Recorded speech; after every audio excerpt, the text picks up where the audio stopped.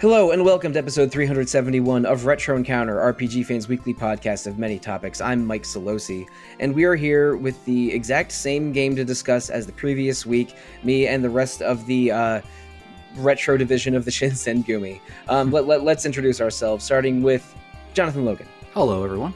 And Nick Mangiaracina. Hi, everyone. And Gio Castillo. Hi. Gio, Nick, Jono. We're here to discuss the second half, maybe overall themes, and just how we feel about Like a Dragon Ishin, the game that was originally a 2014 release on PS3 and PS4 in Japan only, which got a worldwide remake around a month ago in February of 2023. I finished the game, around 24 hours ago or so. I really was compelled to finish this one because, spoiler alert, I liked it a whole lot. And I also felt like it didn't really waste my time. Like when you sort of get to the story stuff, they hit dramatic moment after you, which was somewhat appreciated because sometimes a Like a Dragon game will spin its wheels a little bit. But before we get into the discussion of the game proper, I want the three of you to do the same. What was your overall experience playing this game? And sort of your overall feelings about it after playing it for a few weeks. Starting with you, Nick. So I think the story went so hard, and I was actually a little surprised by that. It felt like I kind of went into it thinking, knowing about all of the praise that it got, but going into it thinking, it was just going to be a pretty good Yakuza game, which I don't necessarily 100% play for the story. However, Ishin's story was just incredible. And like in the second half, a lot of the, cutscenes, I was just kind of, my eyes were glued to the screen. I couldn't look away. Especially the very ending. Like you said, it didn't really overstay its welcome. And overall, just really enjoyed the game. Yeah, I got to a pretty high completion rate of some of the content. Like I got to, I think, 67 out of 72 sub-stories done. And I made a very nice end game katana. And sort of when I finished those things, I just mainlined the story. And each chapter at that point was maybe 30 minutes. But it did not feel over long in the way that, even though I love them, Yakuza 7 and Yakuza 5 can be a little bit can feel a little too long at times. Like they were just really giving you like huge story story moments, and again I thought it was rather expertly paced. Gio, same question to you. What were your overall impressions after playing a bunch of Like a Dragon Ishin? Yeah, actually my impression isn't fully formed because I actually haven't finished the game.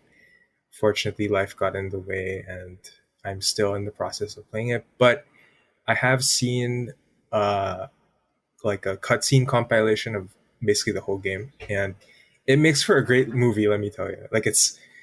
I feel the same as Nick. Like I just couldn't look away. It was so watchable. Like I remember Jono said like he in his review like it felt like it would be like a Best Picture nominee. I feel that way. This is the strength of the performances and just the incredible story that they told. Like it's it's obviously like kind of an anime-fied version of history, but it's so effective.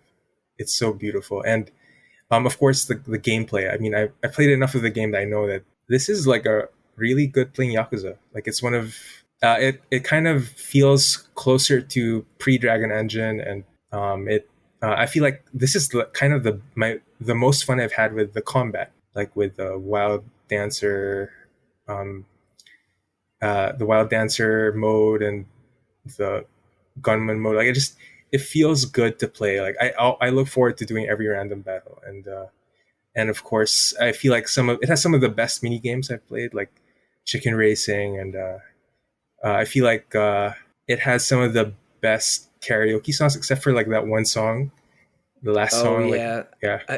That last one. I normally do pretty well at Yakuza karaoke. I get between 94 and 100, depending on the song and how well I know it. But the last one, I think I only attempted it once, and I got like an 81 or something, which is like, oh, it's like, oh, geez, this one's like deliberately for the challenge hounds that love rhythm games.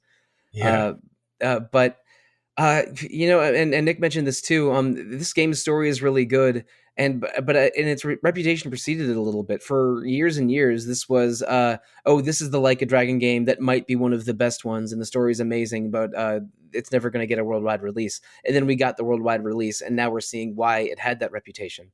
Now, Jono, you played this game well before Nick, Gio, or I were able to, because we got a pre-release copy and you reviewed it for RPGFan.com. I mean, did you do a replay or refresh yourself a little bit for this podcast? And yes or no to that? What were your sort of overall feelings after finishing the game? Yeah, I did a bit of a refresh. I have to admit, when Gio mentioned the Oscar Best Picture thing, my brain was like, I said that? No, I did say that. Okay, yeah, I agree with that. Yeah, it's the game. I mean, it holds up. I rarely play Yakuza games again because they are massive things, and there's always another one on the way that will offer you the same thing usually, but more refined or slightly different flavor. So coming back to it, yeah, I was enjoying it the same as I did before. It's really solid, fantastic story, excellent characters that we know, but some of them take different have different story beats and things like that, which I really, really liked. I have to admit that when I was playing it the first time, right up until I'd say 3/4 of the way through, I was like, you know what? For a Yakuza game, this is a pretty conventional story. There's not a whole lot of twists. It's a pretty straightforward tale of revenge. And then everyone started to get dual identities. Everyone. Everyone was taking on different identities again. And I was like, oh yeah, here we go. We're going to talk about that. Don't worry about that. I had thought ahead a little bit. And there's one character that takes on a third identity, in fact. Yes, and that was like, okay, here we go. This is the craziness I expect from a Yakuza or a Like a Dragon plot. But all together, yeah, fantastic game, excellent entry in the Like a Dragon franchise. Really, really glad that it got released here. It seems to have been received extremely well by pretty much everybody, both on this podcast and in the wider internet. So it would be real nice if this was the starting point to get some more remakes of other Yakuza games. I'm not sure if that is like if that's a desire to see Yakuza 3's combat fixed, or to get Kenzan in the West, or maybe something about Dead Souls. But I generally agree. This was Kenzan, yeah. Oh, okay. This was a successful remake that got that, and even though some people have gripes that it's maybe not quite as good or hits the exact same notes as the original 2014 version, I mean, that's something that, that's a challenge that any big video game remake faces, especially one that makes several changes like this one does. But I'm glad that this story got into people's hands, and people can experience this game, because I think I mentioned that I have a very positive feeling about this game. If I had to rank every Like a Dragon game that I've played, I think this one is probably top 5. Like, again, it would be a big thought exercise as to where it would land in there, but this is one of the really great ones.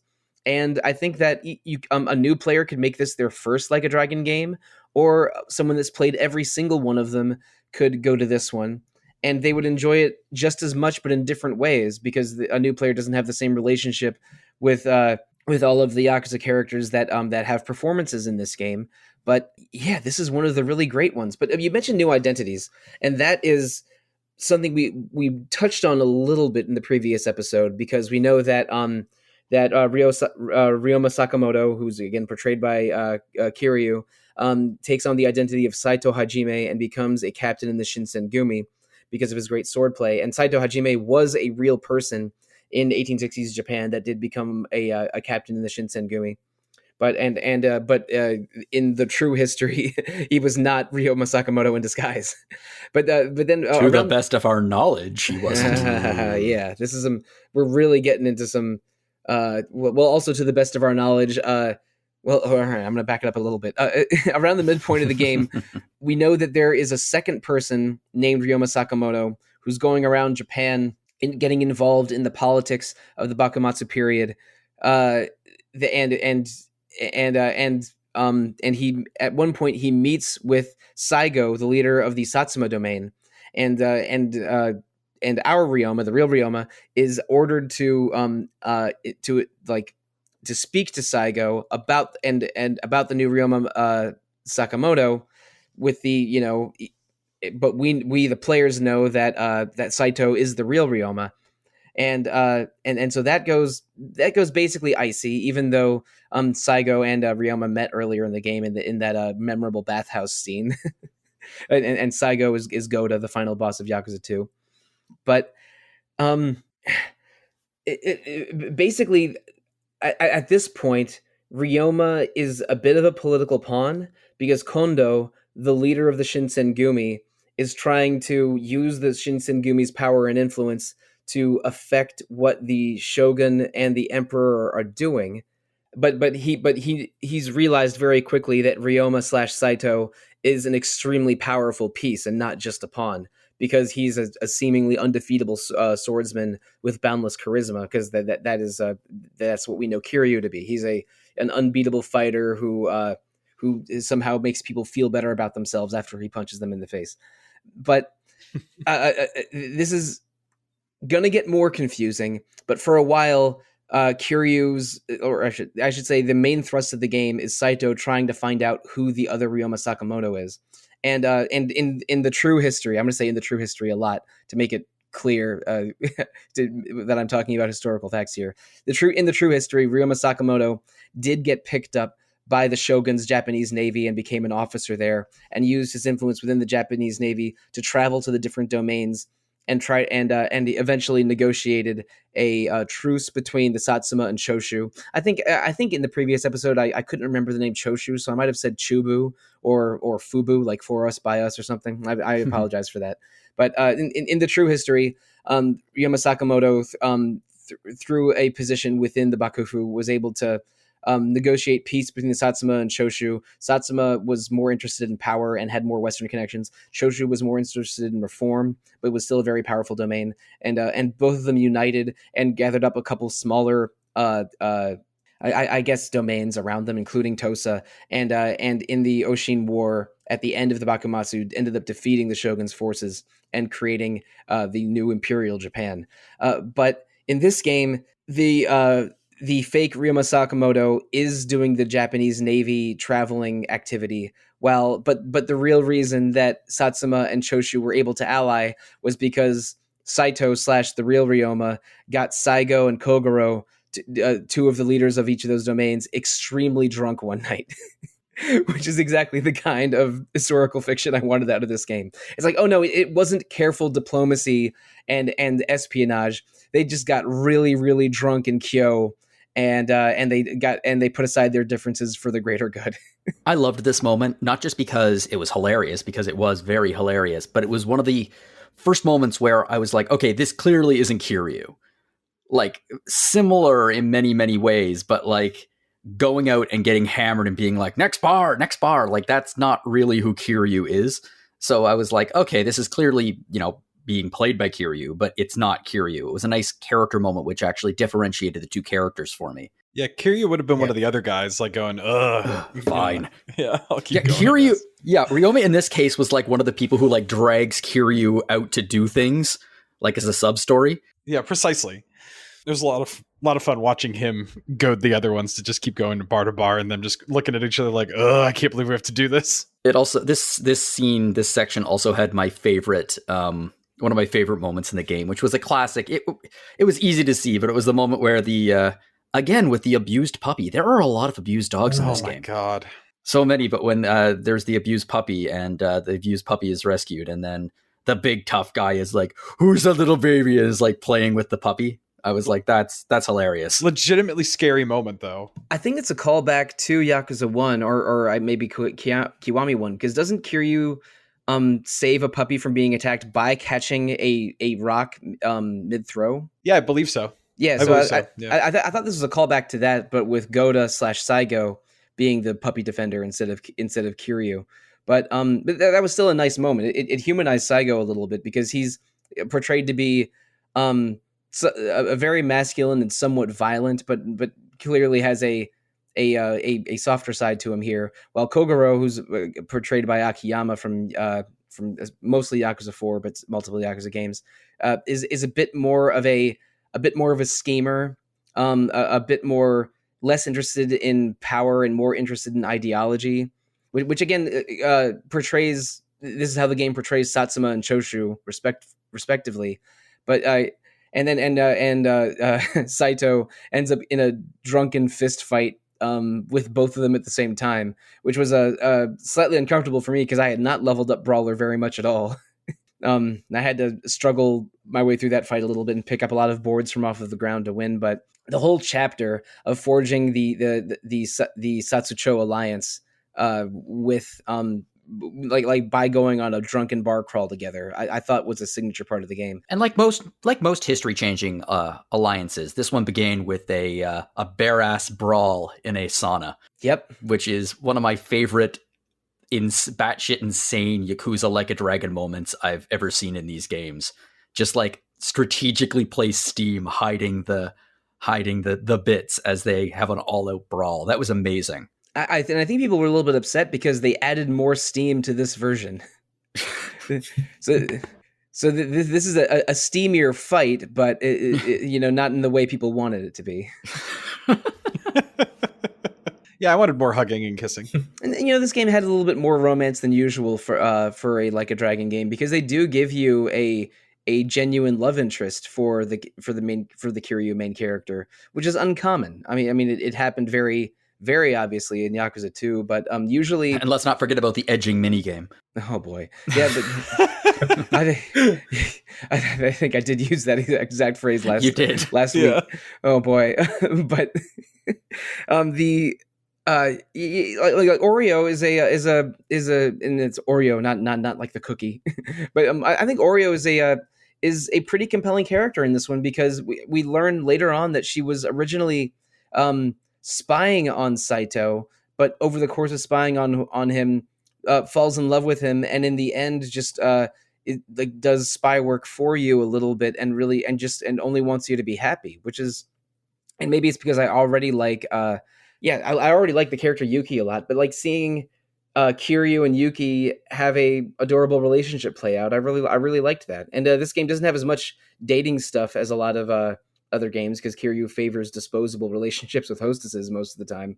I don't know. I liked that storyline as well, but the story in this game just hits so hard, and even the quieter story moments seem powerful. Can I, because all of you have played it much closer than sooner than I have. I remember there was a moment in this game, which as a Yakuza 0 fan, I just loved, that Soji and Oreo had a moment, or like he made a comment about it, and it was an Easter egg, and I can't remember what it was. Oh, so okay, Soji, who is the Majima character, member of the Shinsengumi. Yeah, and Oreo, so maybe referencing Majima and Yuki. It was. I can't remember what it was. Together in Yakuza 0. Maybe it was he insulting her age or something like that? I don't know, but it was a moment where I was like, ha ha ha. That was shoot, fun. I don't remember. Maybe that does happen. I mean, also Soji did have a nice moment with why am I blanking on her name? The owner of the inn.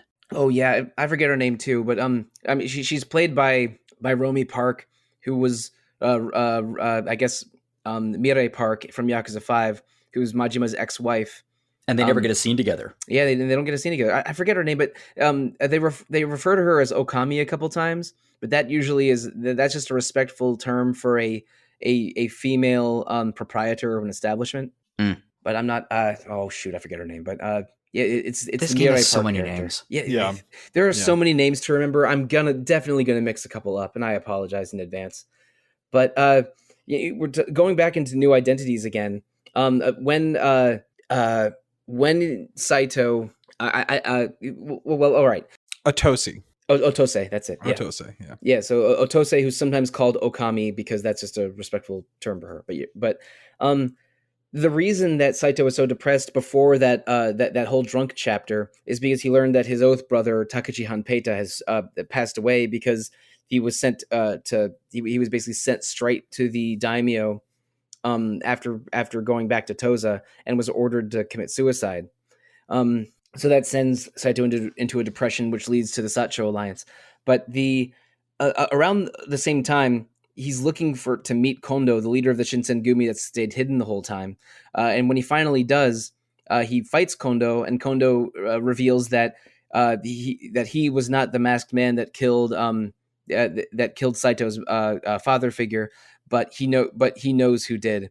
And then it's also revealed that both Soji and Gen were watching that conversation take place. And I know that Kondo was played by a television actor in the original version, so it's not a previous Yakuza character, but is played by Adachi from Yakuza 7 in this version of the game, which I loved. I thought he did a fantastic job. Oh yeah, he did a great job. But Kondo is quietly one of the real behind the scenes manipulators of this game, and I'm not sure how true to history that is, but yeah, a lot of the events of this game are and especially sort of the final outcomes are because of Kondo's decisions. And right after this happens, or very soon after, Gen is found to be murdered. He's played by Kashiwagi. He's found murdered, and the murder was found to be the new Ryoma Sakamoto.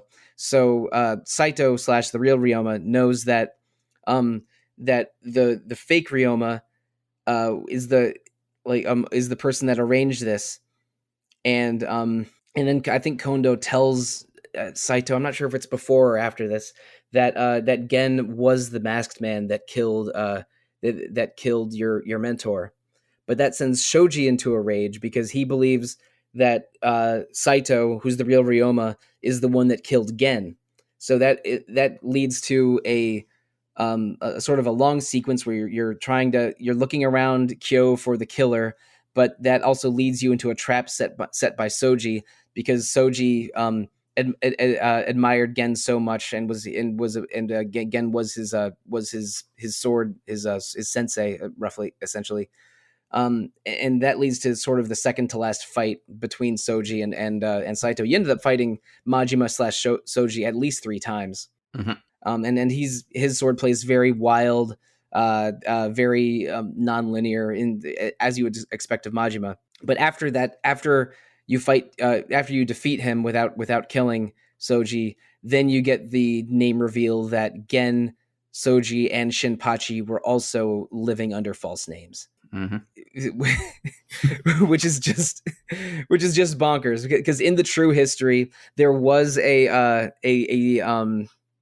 sort of a power struggle within the Shinsengumi where Kamo Serizawa wanted to take the group into a new direction, and multiple people within the Shinsengumi killed Kamo Serizawa and a few of his followers, and I think in the true history, Kondo didn't kill them, but was sort of the opposing faction's leader. But in this game, it was the real Soji, the real Shinpachi, and the real Gen that attempted to kill Serizawa and 2 of his pupils. But Serizawa and the others killed them in self-defense. So Kondo and ultimately decided, you were, normally killing another member of the Shinsengumi means you'd have to be executed, but we also don't want to lose good swordsmen, and we don't want the news that Soji, one of our best swordsmen, lost in the duel. So we're going to have you guys just take their identities. And so that made all of the comments earlier about people mentioning to Soji / Majima, I thought you were supposed to be a handsome man. Well, like, who's this Uggo? Come into new context, like, the original Soji was portrayed by Oda from Yakuza 0, who is a handsome guy. So yeah, there's whatever. But basically, the masked man was Gen the whole time, who's again the Kashiwagi character. But you never get to take your revenge, because he's killed by the fake Ryoma, and Gen and Shinpachi and Soji were not who they seemed. So I'm over explaining a little bit, and I'm sorry, but yeah, everyone has a false identity in this game, and it is bananas. Oh, and if you just wait, 20 years later, probably Gen will show up as the proprietor of a singing bar somewhere. That is a Yakuza 7 reference. That is not a major spoiler for the uninitiated. But please let someone else talk for a few minutes. What did we think of all of the changing identities and misdirection in this part of the story? And again, I don't know the Bakumatsu period's very specific history and politics that well. So maybe this didn't feel as dramatic to me as maybe it did to someone that knows it better. Like, this is an equivalent to this is like, Nathaniel Hale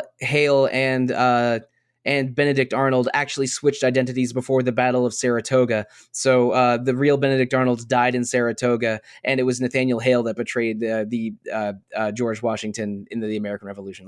I knew it. It's that level of silliness we're dealing here. But with all these changing identities, what were your feelings on this part of the story? I found it surprisingly plausible, or I bought it more than I bought some of the other versions of this twist in other Yakuza games. I don't know why. I think it might be the setting, the historical setting, and kind of just made sense, Kondo's justification for it. So I didn't mind it at all. The photography is a new technology, so it's very, very probable that almost everyone just doesn't know what these people look like. Yeah. I love the reaction of the characters when they saw the photograph and they were like, what is this magic? I don't know why you wouldn't give up a bad identity back then. You know what I mean? Like, you do something real terrible and you're like, well, I'm just going to go to a new town and say I'm somebody else. It should be that easy, right? So being able to just kind of take on a different identity seems extremely plausible. I agree with Gio. It didn't seem weird to me simply because maybe it was because of the context of the plot and the way it was being presented as historical reality, even though it's wildly fictional. But it seemed plausible in the moment, very plausible in the moment. It's like everything. This is the plot of this game it's pretty tight. There's not a lot of loose ends left in the end of this. I was very impressed with the writing of this game. And that's more than I can say about a lot of Yakuza games. I love Yakuza, but some of the plots are, whoo. Yeah. Well, all of the plots are convoluted. It really just depends game to game how much you accept it. But like Gio said, I thought that, the changing identity stuff is a little bit wild in Ishin, but I basically accepted it because this was a different time, and it made for a lot of interesting story drama. The game almost begins with you being a new person in chapter 2, and then it even ends with another character changing identity in the final cutscenes, which is hilarious. Actually, 2 of them. Oh, are you talking about I guess Saito and Hanpeta? Yeah, both of them. Yeah, that makes sense. I didn't know. Do we know the new name that Ryoma takes on at the end? Oh, not Ryoma. No. It's Kogoro and Hanpeta. It's Kogoro. Yeah, Kogoro takes on the identity of I don't know, some the Minister of Finance or something like that. Yeah, no, I think that was a. I'm not sure if that might be just a real name that Katsura Kogoro changed to. I don't remember that. I don't remember the name exactly, but that's skipping ahead a little bit. And then shortly after this. Basically, Soji becomes very close to Saito, and he's almost like your sidekick / buddy for the rest of the game. But the flashback with Gen killing the real Soji and others, I thought was an absolutely crucial story moment, because it for the first time, I think Saito feels less like an outsider and really part of this group. Nobody's who they say they are. I fit right in. Yeah, it's like, well, all of us are kind of faking our identities, and now the very legitimate suspicions that Shinpachi had about Ryoma are a little bit explained, and Shinpachi and Soji are sort of your sidekicks now, at least in the second half of the game. More Soji than Shinpachi. But after this, the major part of the quest is still to figure out who the fake Ryoma Sakamoto is. And there's an assassination attempt at the Terada Inn on him. which you take part in. He gets away because of Orio's interference, but because again Oreo was spying for him, and eventually Saito forgives her. As I understand it, that was based on historical fact. This one, correct? Yes, there was an assassination attempt on the real Ryoma Sakamoto at the Terada Inn, and then a little bit later, Ryoma Sakamoto was killed at a different inn, which is the one. It starts with an O. I forget which one it is in this game. It's like the Omiya or something. But then that's another situation in the game and not the true history. They fake Ryoma's death at that second inn. But in this first inn, while the fake Ryoma is escaping, Saito notices the scar on his back, which immediately makes him suspect that it's his former brother Hanpeita, and But Hanpeita, there was news of Hanpeita's suicide earlier in the game. So as the story continues, I think this is the part where Saito and Soji go to deliver Kondo's letter to the Shogun in Tokyo, or I guess it's called Edo in this part of world history. There's a big dungeon where you go through where you go through a palace in Tokyo. The letter contains reforms that would initially be enacted in real life in the early stages of the Japanese Empire after the Shogun lost the war at the end of the Bakumatsu period, but it also adds the historical fiction contest that Sakamoto added a line to the list of demands himself that people of any class and creed could rise in power through their own merit. Basically, which is, most of the other stuff in the list of demands were political in nature. That Kondo wrote in the letter to save Japan from a larger conflict that would end in them destroying themselves. But the change that Saito makes is reflective both of the progressive nature of the Meiji Restoration reforms at least at the beginning, before they became an imperialist power, and also sort of references the first chapter of the game, where the class system is so out of whack in Tosa that a samurai goshi can just murder someone in the street that crosses their path. So Ryoma has a lot of interest in eliminating the oppressive class system, and makes that sort of makes that statement at a national political level in the chapter where he goes to the shogunate. So, what do we think of this? I actually didn't recognize that the shogun was played by Daigo until looking it up later, because the hair was just too different. Mm-hmm. But what do we think of Ryoma Sakamoto going to the shogun, beating him up, handing him a letter, and leaving? I mean, it's on brand for Like a Dragon.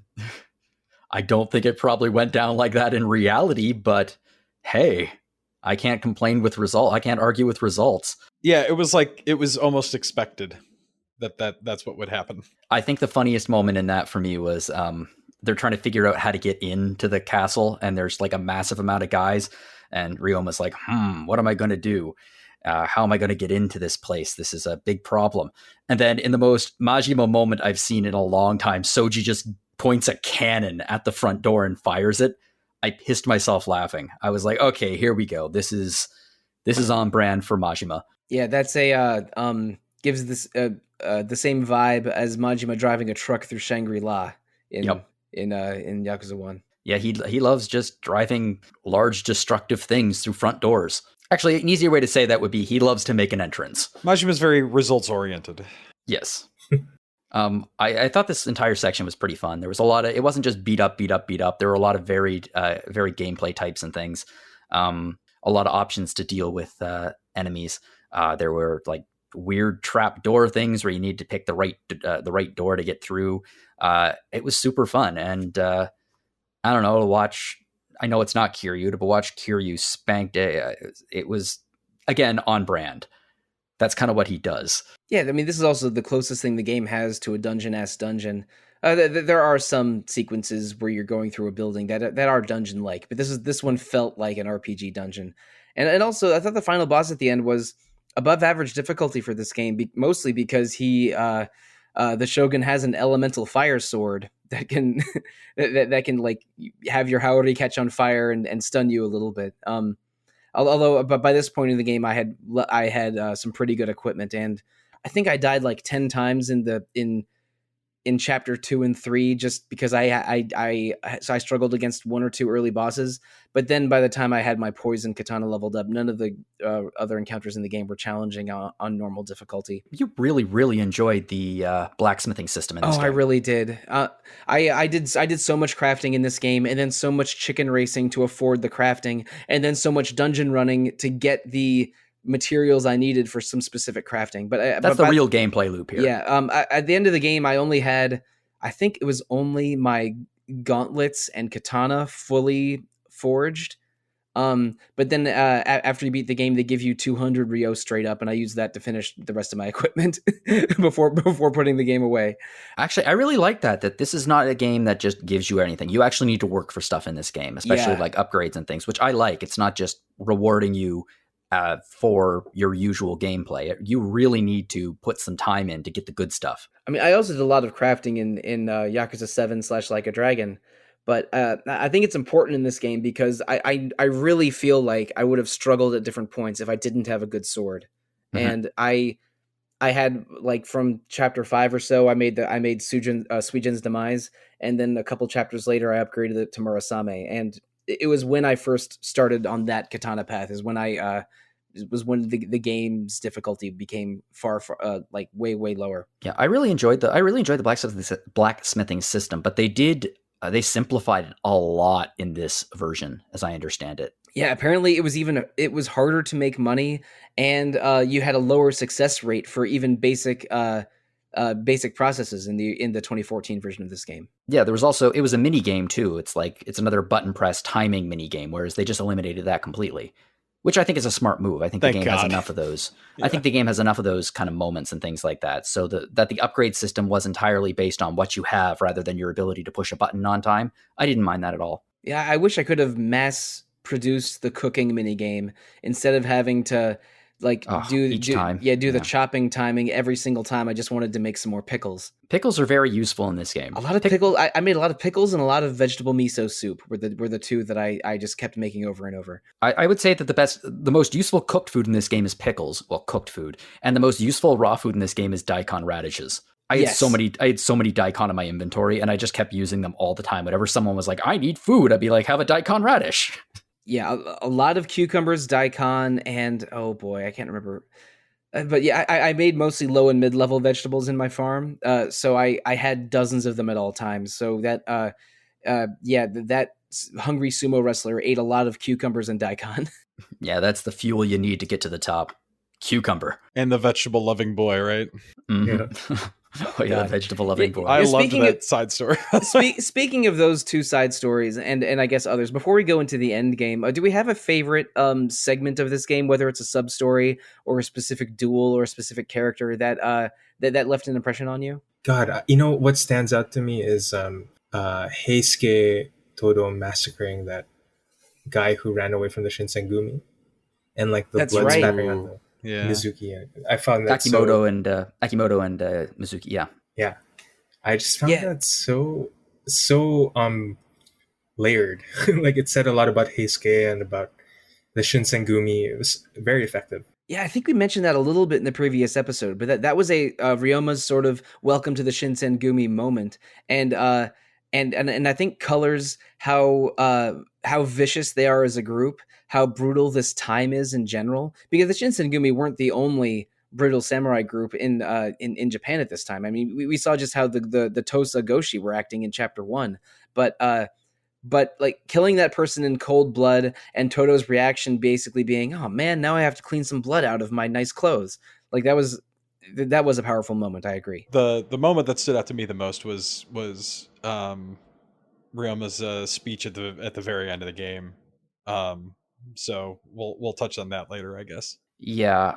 Can I go a slightly different route and say something that I didn't much care for? Yeah, go for it, of course. Yeah, I mean, this is getting into a little bit of politics and betrayal of queer characters in Yakuza, which I know is many people's favorite topic in the world.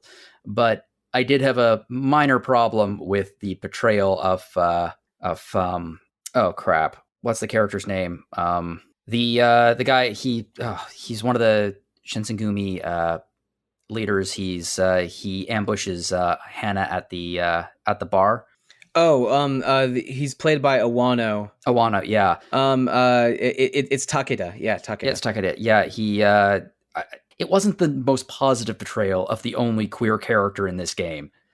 Let's put it that way. I felt like his homosexuality or suggested homosexuality was portrayed in a very gross kind of like what is wrong with you sort of way, which I suppose suggested that he's in love with Ito? I think it's suggested that he wants to fuck.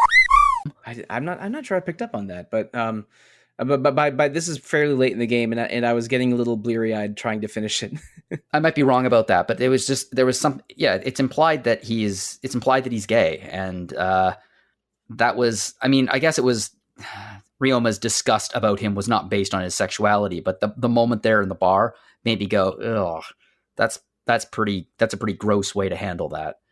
I didn't love it. Yeah, I think he was holding the barmaid and threatening her, and then he like licked the back of her neck, and then after letting go of her, he suggested that he liked it better when it was Todo and not her, because he inflicted the wound on Todo Heisuke that eventually killed him. Shortly, this is right after there's a big divide within the Shinsengumi where Hijikata names Saito as the new leader after Kondo's death, but Ito, who had been scheming to be the leader of the Shinsengumi like since chapter 3 or something, basically leaves with the rest of his faction and most of the troopers, his faction being himself, Takeda, and Todo. But then a little bit after that, Todo comes back and reveals that he had been Hijikata and Kondo's spy in the Ito faction since the beginning. And I think some other members that passed away during the course of the game, like Tani and Suzuki, and maybe also Aizawa, maybe also Harada, who's played by Aizawa. I think they were also part of the Ito faction, but they just, because they're sort of minor Shinsengumi goons, they keep dying during missions. Oh, this is interesting. Apparently, Takada's historical counterpart actually was gay. Oh, all right. So that was probably intentional on their part. But yeah, making the game's one gay character a sadistic predator is not a good look. Very on brand, though, right? Exactly. That's what I mean. It's another example of Yakuza and Like a Dragon really swings wildly between being very open-minded and being very tolerant, and then some of the portrayals are just really gross. Yeah, because Kiryu's supposed to be like kind of an empathetic guy.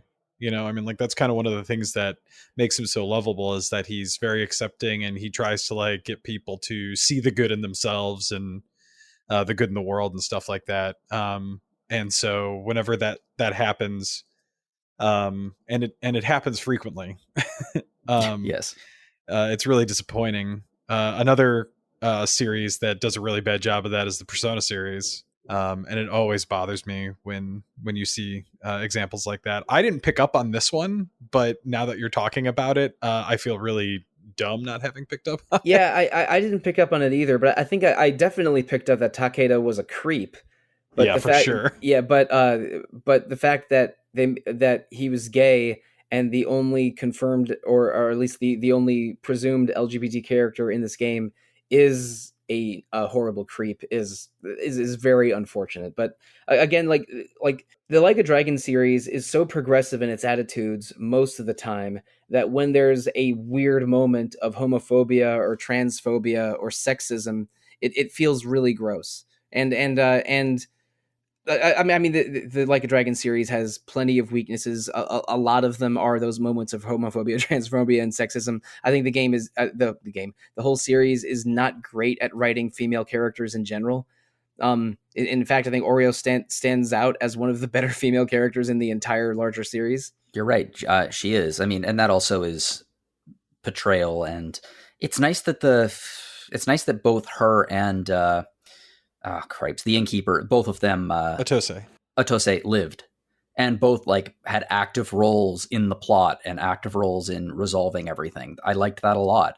In fact, it's interesting that the samurai spin-off set 150 years in the past was probably the most progressive portrayal of women in the series thus far. Yeah, and I mentioned my favorite sub-story character from the previous episode was Yai-san, and I think hers is still my favorite sub-story chain in the entire game. She the Miss Tatsu character. Yeah, she's great. Yeah, this game does a better job of writing women than most of the rest of the Like a Dragon series. Yeah, to echo Jono's comments, it was really nice that the primary women in the game were important to the plot. I don't feel like we get that enough, especially in the Like a Dragon series. I like that they were also important to the plot, and they also felt, their portrayals felt, I know the game isn't historically accurate, but it felt period accurate. Like they did feel like women of the time, but progressive women of the time, if that makes sense.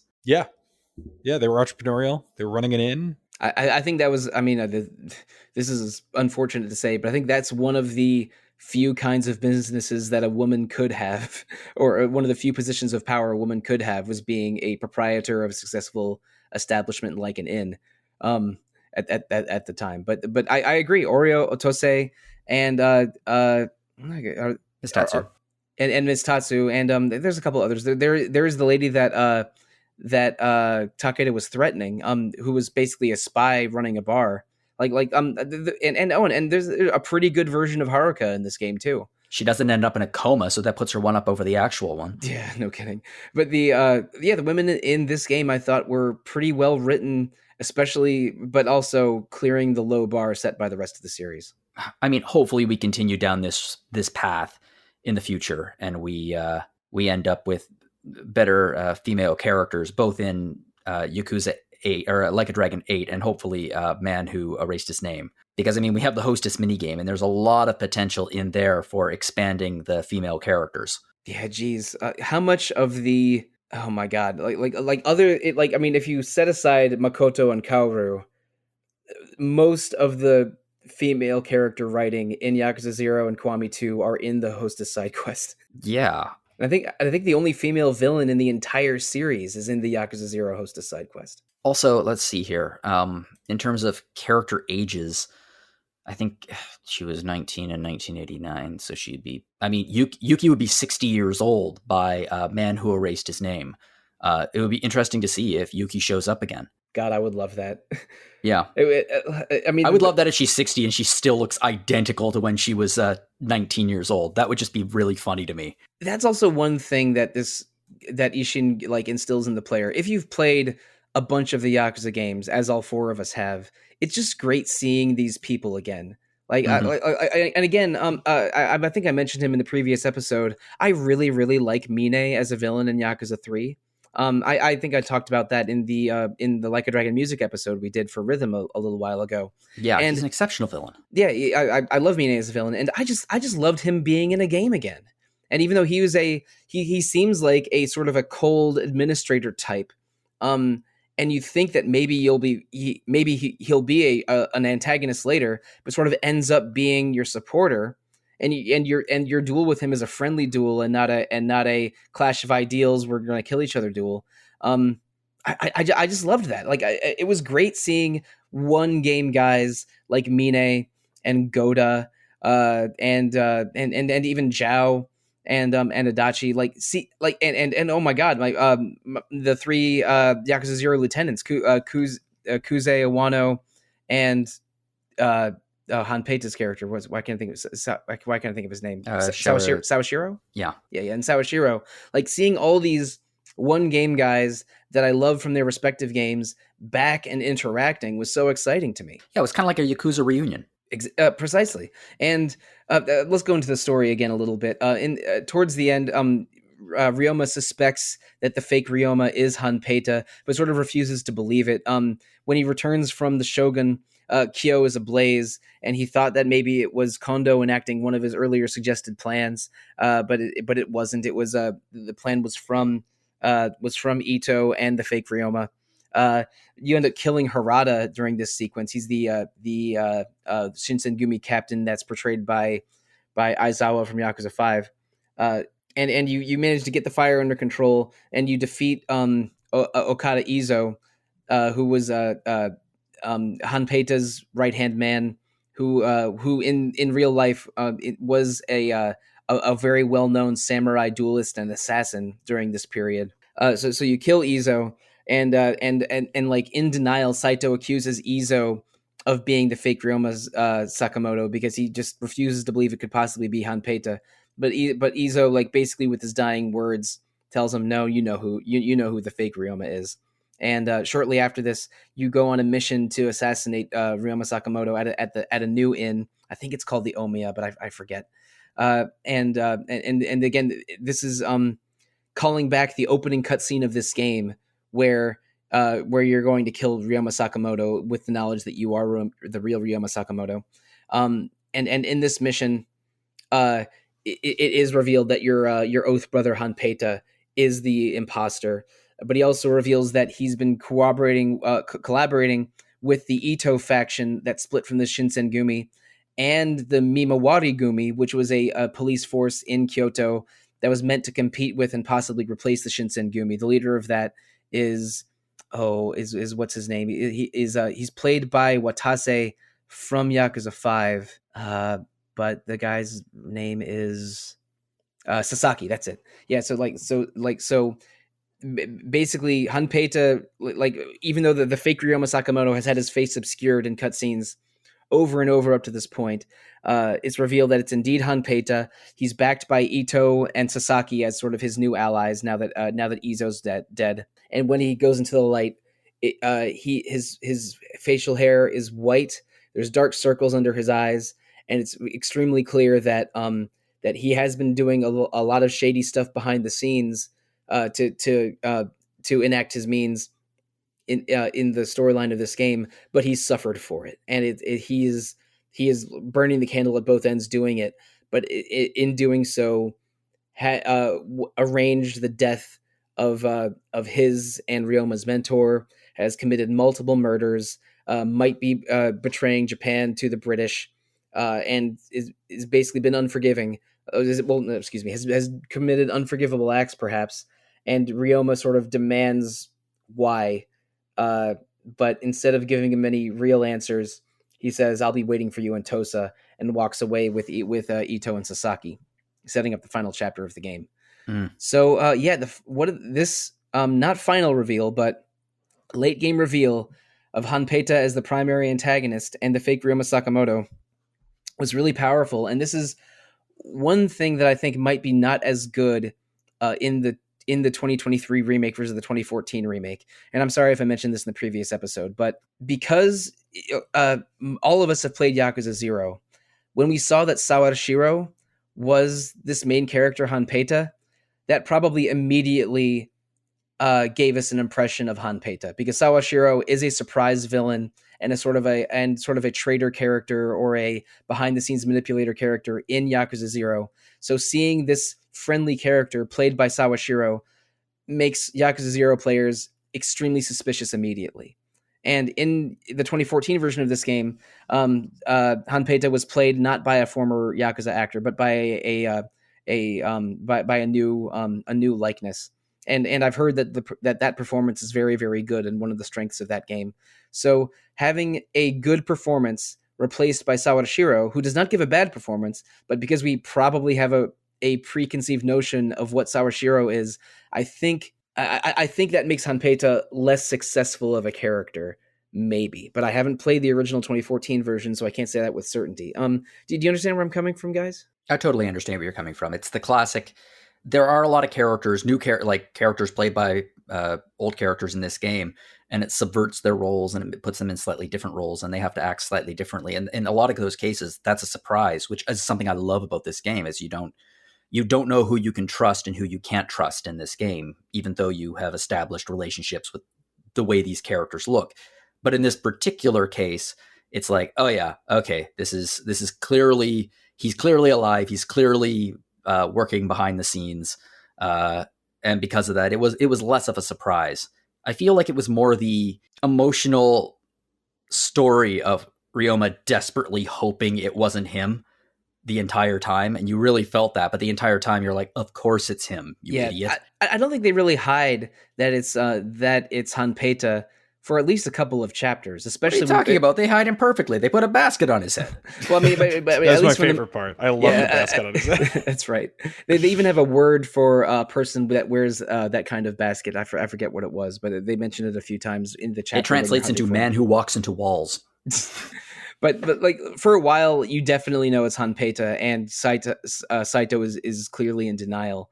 But I think that like from chapter 1, because Hanpeta was played by Sawashiro, I was expecting him to betray us. Right when it would have been less obvious if it was someone else portraying him. Yeah, I kind of knew already when he didn't die in the first chapter, like when he was left conspicuously alive or something. I was like, okay, yeah, he's gonna turn. I don't know, or he's up to something. I felt that way. When Saito got the news that what's his name? That Hanpeta committed suicide, I did not believe it for a second. Yeah, it was like you're not gonna knock off this character played by this actor off screen. Although, in defense, Like a Dragon has killed off many characters off screen who are actual named big beloved characters. So you never know. Yeah, one of those characters was one of the minor antagonists in Yakuza 5, who I thought might have been the final boss. It was Morinaga. Yeah. Like when Morinaga even challenges Kiryu, I'm like, oh damn, Morinaga's gonna be like one of the last bosses. He has to be, but then he ends up dying off screen, and someone else is the final boss. And but in this game, Morinaga plays a different one of the Shinsengumi captains named Matsubara, and Matsubara has a dramatic death scene where he's killed by Inoue Gen. And Gen's murdered him because Matsubara was about to give away Gen's secret.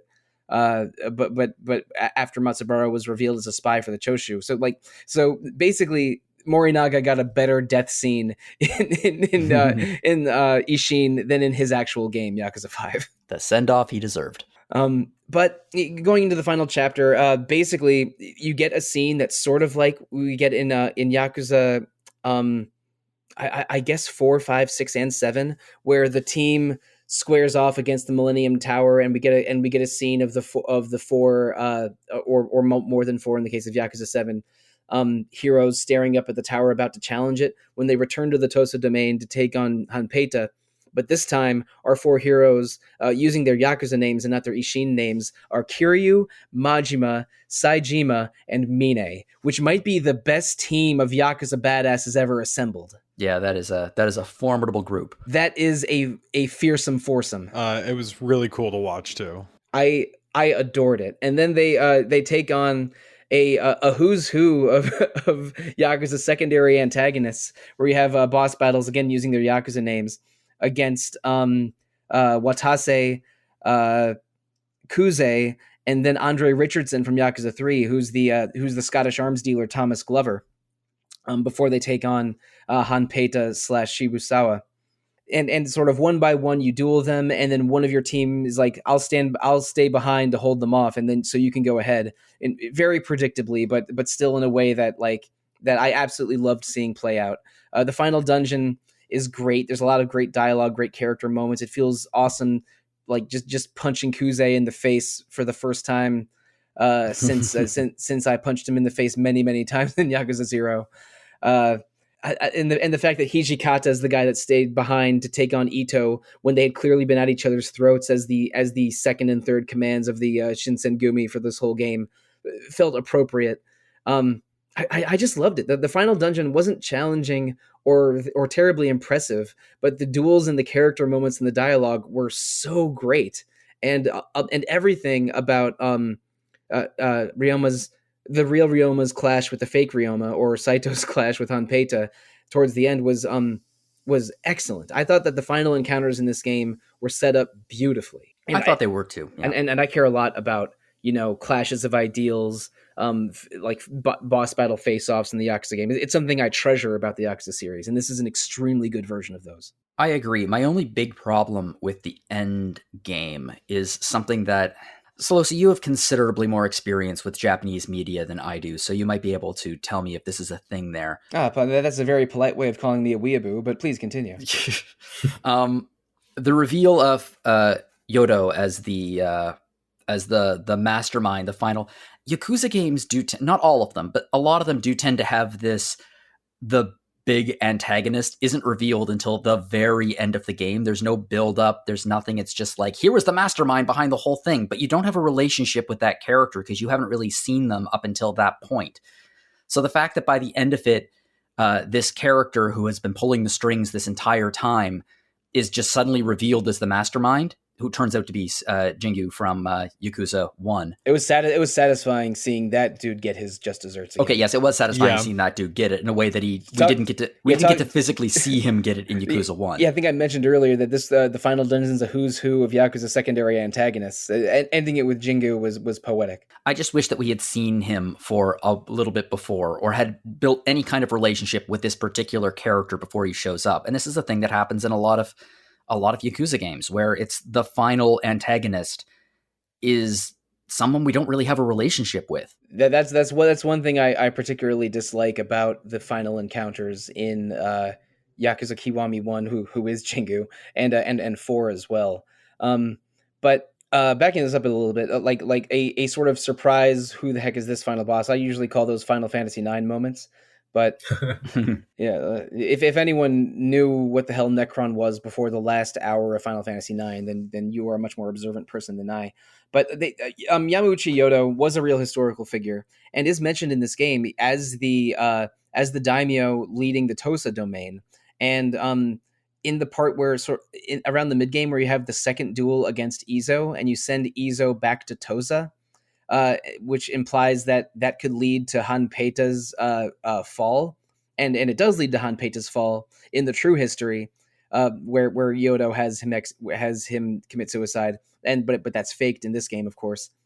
So it's mentioned that Yodo is the head of Tosa and was the person that caused Hanpeita to kill himself, but in this game is revealed to be a behind-the-scenes manipulator whose intention is not to maintain the Bakufu or to reinstall the emperor, but to give away Japan to the British as part of the British Empire, like a second India for Great Britain, which I don't think was ever a plan of Great Britain. They were very interested in opening up Japan to trade, and possibly influence their politics a little bit so that they could have a more favorable relationship with Japan, but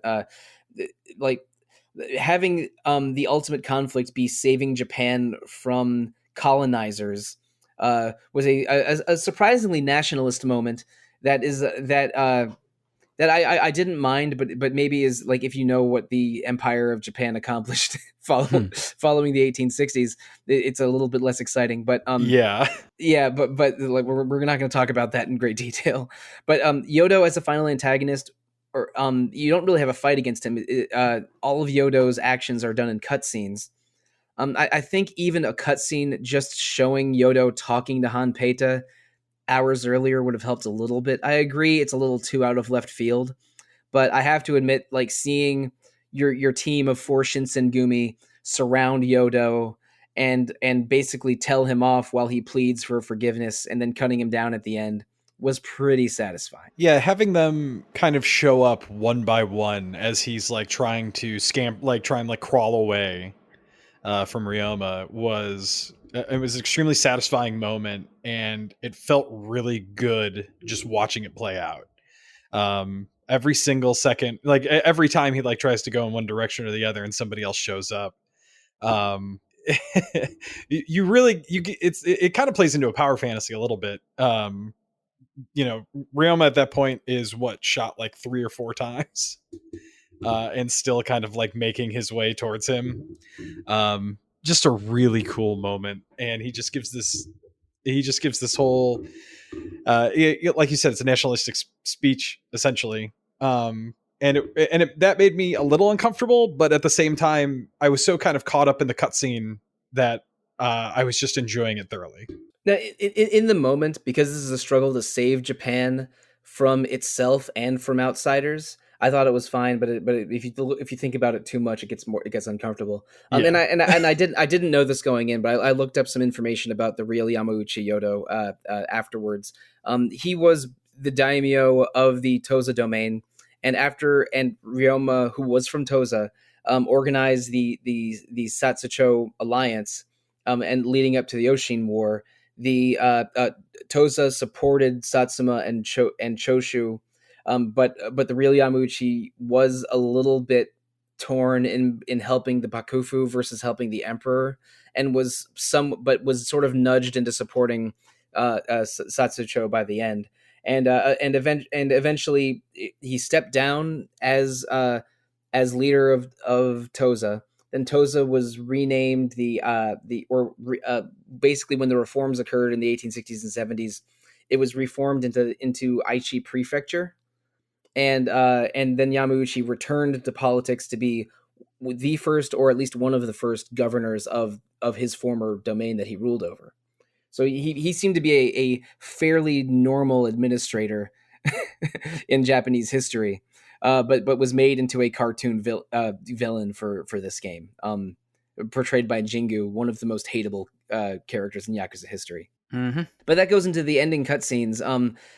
It's revealed in sort of the post credits cutscene right after you kill Yamauchi that Hanpeta, who survives a gunshot wound, I suppose, just takes Yamauchi Yodo's identity. So that generally progressive good administrator that we know from history was actually Hanpeta in disguise. So Hanpeta started out in this game, not the true history, being leading a progressive faction within Tosa, to then being a pawn of the Tosa daimyo, to manipulating a lot of the politics of the Bakumatsu period, to changing his identity to Ryoma Sakamoto, then changing his identity again to Yamauchi Yodo, to be a at least a good administrator in the future.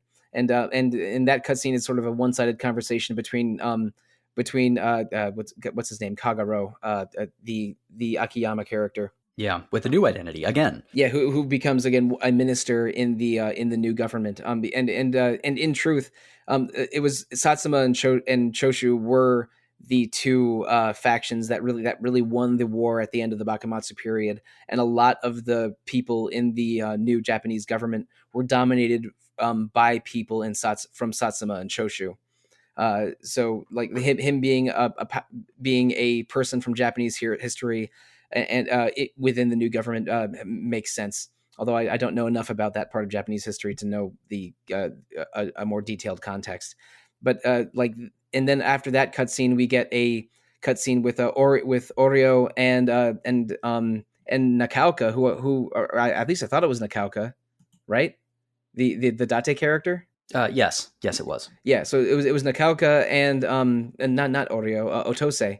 And Nakaoka was writing some kind of publication about Ryoma Sakamoto, and which I think was a real historical document that sort of tells the Ryoma Sakamoto story for future generations. Because again, Ryoma Sakamoto was assassinated at the Omiya Inn in the true history, and with a faked assassination in this game. And then there was a final cutscene with Oreo and the real Ryoma Sakamoto retiring into the sunset, traveling together. So our game's central couple gets to retire.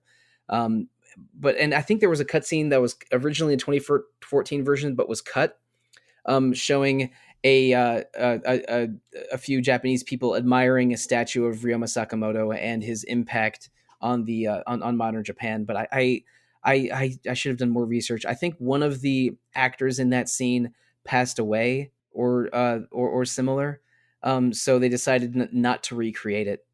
And it was from an actor within the Yakuza series. I forget who exactly, but so there was a scene, another post credit scene cut from this version, that sort of added to the wrapping it up neatly within a bow. So this ending, I thought it was really impressive. It didn't bring tears to my eyes the way that some Yakuza series endings do, but I really liked how they decided to wrap this one up. What do you all think? It was a happy ending, and a lot of Yakuza endings do tend to be a little bittersweet, but in this particular case, it wasn't. It was a very positive, happy ending. Yeah, like Sollosi said, they wrapped it up with a bow and put a bow on it. You know, they kind of like wrapped up a lot of loose ends. I think it's hilarious that everybody isn't who they say they are, but like overall, the ending was great. I felt so good watching the credits on this one. I don't think I've felt that good. I mean, like I've always loved the endings of the Yakuza games, but like this one, I just kind of had like a high going through the whole the credits after all the ending cutscenes. It was great. Yeah. For me, I left the post credit scenes out of my watch through just because I wanted something to watch, like something totally new to watch at the end. So yeah, to look forward to. I'm sorry if I spoiled them for you. That's my bad. No, it's okay. No worries about it. Like I kind of knew what was happening because like it was playing in the background while I was doing other things, so I kind of could tell what was going on. It's okay. But you guys are right. I struggle to think of a Like a Dragon game ending that isn't bittersweet. This might be the happiest ending in the entire series. And I mean, I guess Yakuza 2 ends with a big smooch, and I always love a big smooch. It ends with a big smooch, but then it also ends with with her brother is dead. Yeah, her brother is dead, and the one person in the Jingwon that sort of was on your side has passed away, and yeah, there's a lot of downer parts of the Yakuza 2 ending. Yeah, a real man ought to be a little stupid.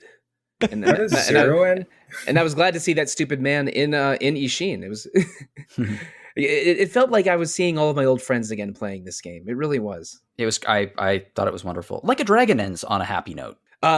Yes, but there's also some bittersweetness to that ending. I don't want to.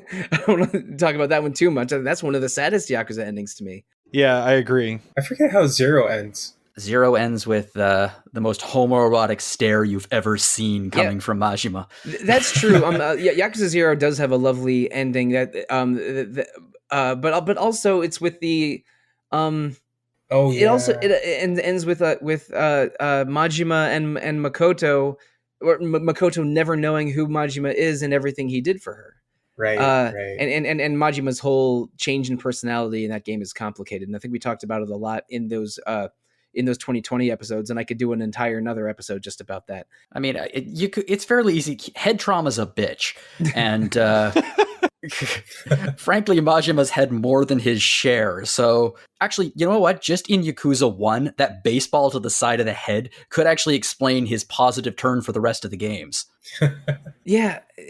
And Majima's character in this game has an unusual positive turn because he really does feel like antagonist material until he has that emotional clash after he thinks that Ryoma has killed Inoue again. I think it's Genzaburo. I've been calling him Gen this whole time because that's the only part of the name I remember. I'm sorry, but like Majima has a bit of a turn in this game too. Is all I wanted to say.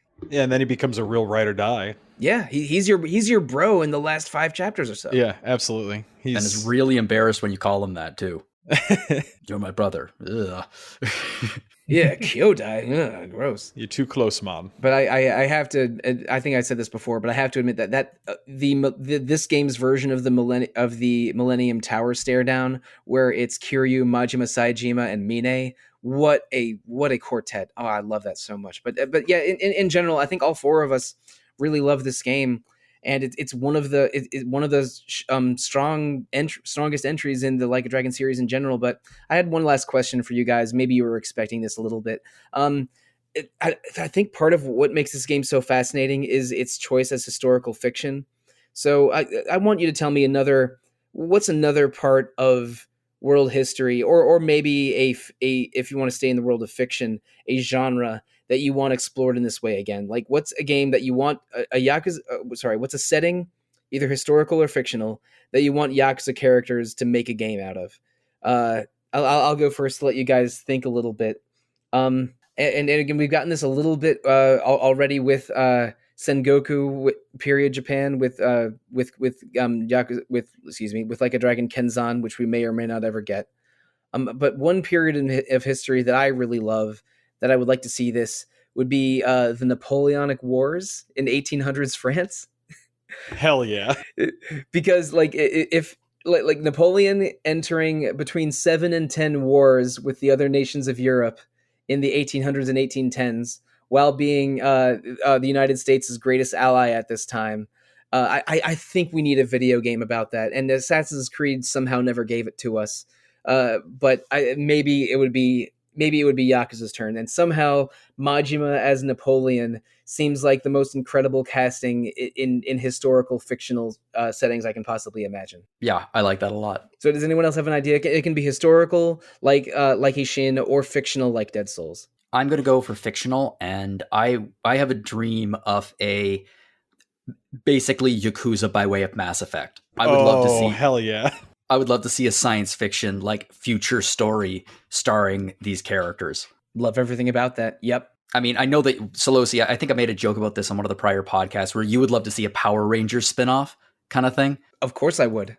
If 4 of the Rangers are that 4 that I mentioned, Majima, Saejima, Kiryu, Mine, then I would faint from joy. Like that would be an amazing spinoff. You know, and it brings up a good point too, that Mass Effect just didn't have enough like slot car racing or chicken racing, or really missing from the Mass Effect series. You know, Mass Effect does have a lot of side activities, but not at the level of a Yakuza game. Right. Commander Shepard never really sits down with like an old lady or a kid to express their inherent value as a person to them. Yeah, you know, I love Mass Effect dearly, which was, I think, communicated pretty clearly in our Mass Effect episodes from several months ago. But if a future Mass Effect game takes notes from the Like a Dragon series, that would make me so happy. Yeah.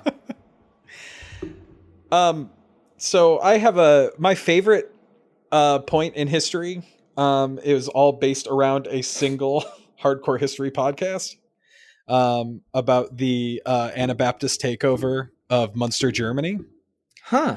And I think I would love to see that, because it's rife with characters and like a whole upending of this one city. And I think that would translate really well to a Yakuza game. Yakuza primarily taking place just in Kamurocho, you know, this fairly mid-sized German city right after kind of like the advent of Lutheranism and stuff like that. I think it'd be really fun to experience that. Interesting. So Gio, what's your idea for a future Yakuza Like a Dragon historical or fictional setting? Yeah, so actually I'm pretty struck by how neatly Japanese history during this period kind of mirrors a certain period in Philippine history. Like tell me. Yeah, actually it's like the end of the Spanish period in the Philippines. Like actually Ryoma Sakamoto is like a pretty good analog for this guy named Andres Bonifacio, like the leader of like this of the primary revolutionary group in the Philippines at the end. And it's like right on the cusp of like the Americans coming to the Philippines. So it's like it's a good analog for like the British. So I feel like everyone would just fit really neatly into like these roles in this period of Philippine history. And like right and Andres Bonifacio, like Sakamoto, also dies at the end because of like betrayal by his like fellow revolutionaries. So it would be a really cool story to tell. So in your version of the story, does he die at the end like in the true history? Or is there mistaken identity and conspiracy that has him survive and continue on? Oh, no, I think it would be more effective if he died at the end. I feel like it would be much better, yeah. And you know, going back into my Napoleonic Wars idea, I still love the idea of Majima as Napoleon, but I came up with the right character for Kiryu. So forgive me if I'm giving you a brief lecture on the Napoleonic Wars. But one of Napoleon's best commanders was this guy Jean Bernadotte, and after and Jean Bernadotte was one of Napoleon's marshals. He did very well in battle, and then Napoleon rewarded him with a small sort of principality or dukedom or something. before he retired. But then the Swedish government was looking. The king of Sweden did not have an heir, so they were looking at all the other monarchs of Europe as to who could take over as the heir to the Swedish throne. And they actually, because they went to Jean Bernadotte, Napoleon's former commander. I'm sorry, Napoleon's former underling, because he was technically a noble because he was given this principality, and he would be. And they thought that, wait, if we adopt Jean Bernadotte into the Swedish royal family, maybe Napoleon won't attack us. So they did so, and Jean Bernadotte's descendants to this day are the Swedish royal family. But and eventually in the Napoleon's the final coalition wars that ended up being the downfall of Napoleon, because Napoleon did capture some Swedish territory that caused his former underling to declare war on his former commander. So Kiryu as Jean Bernadotte winning wars for Napoleon, then being granted being made Prince of Sweden when the Swedish monarchy is in crisis, and then having to take part in the 6th and 7th coalition wars to take down Napoleon. And that feels, for some reason, that feels appropriate to me. It would have to either be Jean Bernadotte or Arthur Wellesley. One of those would have to be the Kiryu character. But for some reason, I think it's extra poetic if it's Jean Bernadotte. Didn't Napoleon get banished to like an island? He got banished to islands twice. Right, because he escaped once, right? After the War of the Sixth Coalition, he was banished to Elba, which is an island in the Mediterranean. But he still had contact with the French there, and his former supporters freed him very easily from Elba. But when he returned to power, the entire rest of Europe immediately declared war on him again. And he eventually lost badly at his final defeat at Waterloo in Belgium. And then he was exiled to St. Helena, which is an island in the middle of the Atlantic Ocean, like 800 miles off the coast of Africa, where his island was surrounded by British patrol boats every day, so he could never escape. They were really trying to get rid of Napoleon. I kind of like the idea though of Majima like playing pranks on the British, like stuck on this island. He sort of does in this game. Yeah. In the novel, The Count of Monte Cristo, near the beginning, they visit Napoleon on Elba, and that sets off sort of the course of the whole story. See, all of you are like going on about like these brilliant historical things, and I'm just like, I want to see Majima as a Krogan. Okay, well, be that as it may, if I'm going into the works of Alexandre Dumas fils, then it's definitely time to end the episode. Thank you so much, listeners, for joining us on this meditation on Like a Dragon Ishin. I think this is, if you're interested in this kind of game, it is close to a must play.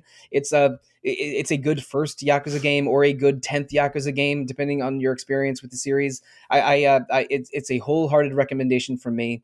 And I think that my panel would basically agree. And speaking of the panel, thank you so much, Gio, Nick, and Jono, for joining me on this episode. It was great talking to you guys about this game that has been my primary fixation slash obsession for about 3 weeks. Absolute pleasure. This game was a delight, and talking to you gentlemen was also a delight. Yeah, the game was incredible, and the discussion was great too. Thank you so much for having me. Yeah, if anything, this discussion just made me want to play the game even more. I loved talking about it with you guys, and yeah, I feel smarter for having talked about it with you guys too. Yeah, we didn't even get into like why Hanpeta did everything he did, how he had this resentment for Toyo wanting to leave the party to Ryoma.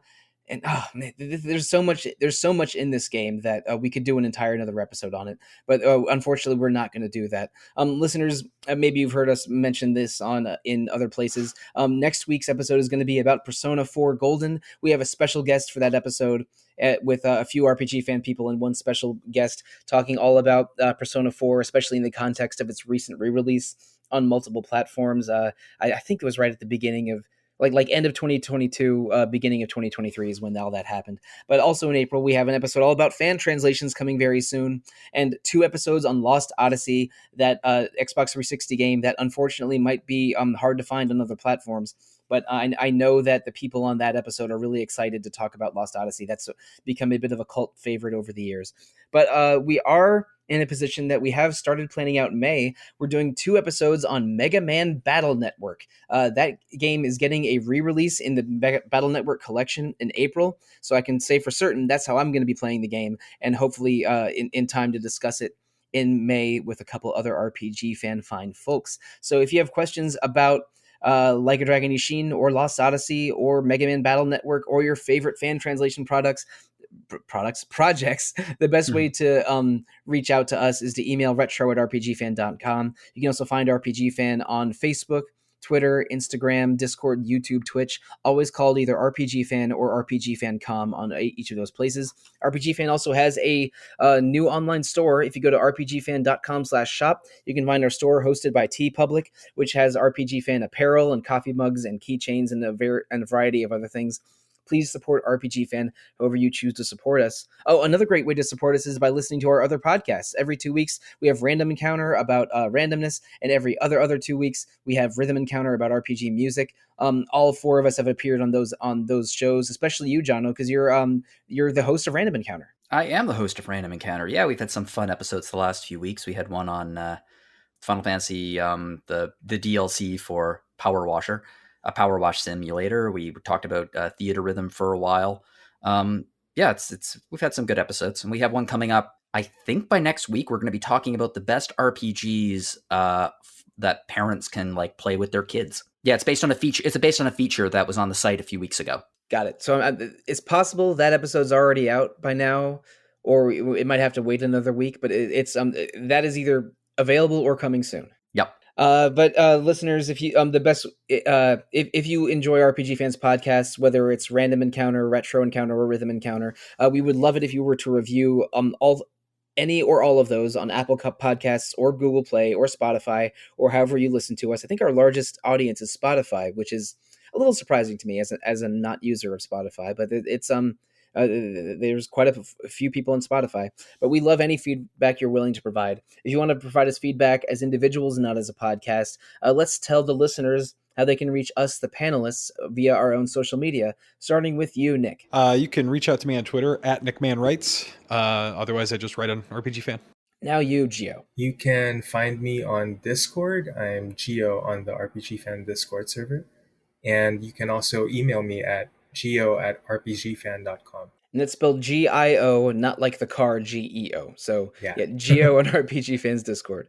Now, same question to you, Jono.